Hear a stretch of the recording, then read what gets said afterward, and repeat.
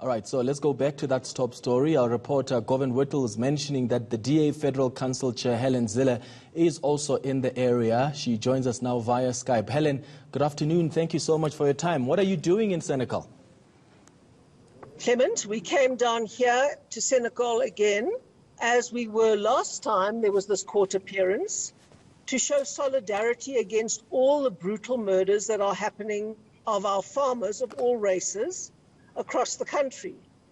This terrible murder of Brendan Horner has become a symbol of all the farm murders, and all of those black, white, all South Africans who feel very strongly about this are in Senekal to say there is no way forward for violence. We are here together to stand together as South Africans, to build together, not to break down and destroy each other, because in that way this country will definitely fail. And we are there to work for success and to work for the future. Yeah. There are two groups that are there in Senekal. You've got the EFF that's there to, quote-unquote, protect our constitution.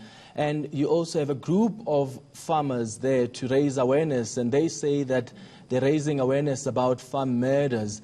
Have you been able to speak to both groups? You are saying that you are there because you want to raise a broader picture of farm murders and how they're affecting black and white. But there are some people that feel that the police are not acting and that, you know, it's the white farmers that are normally at the receiving end of these murders. What conversations have you had with either of the groups? Well, I've spoken to most of the groups except the very radical right-wing group. There was a very angry right-wing group. I didn't go and talk to them. But I spoke to a lot of black people. I walked in the crowds amongst the EFF people for a while. I'm not sure that they think they're defending the Constitution. They keep on talking about violating the Constitution and murdering and cutting the throat of whiteness and all of that. So how they've suddenly found a Constitution to defend is beyond my comprehension. But nevertheless, they can say why they're there. I'll say, why are we there? We're there to talk to all groups, and we're there actually to hold up the flag for our group, which is the moderate majority of South Africans who want progress and peace and who want to eat and therefore want the farmers to live and who want everyone to have a future in South Africa. Someone made a comment earlier, speaking to my colleague Jeremy Meggs, that, you know, there's a propaganda war around farm murders, and having all these different groups arriving and being present there in Senekal is not helping much.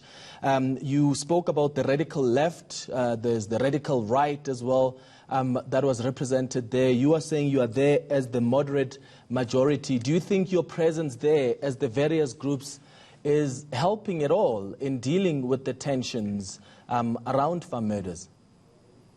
Well, we certainly don't want South Africa's future to be shaped by the radical left and the radical right. I mean, there were many, many moderate farmers there. I went to one big gathering at which black and white farmers were speaking, and AfriForum was also there at that particular gathering. In fact, I think they convened it. So the whole thing was that there were a lot of moderate people, a lot of people committed to South Africa, and a lot of people saying the future is not between radical groups who want to kill each other. The future is with the moderate majority that wants South Africa to work.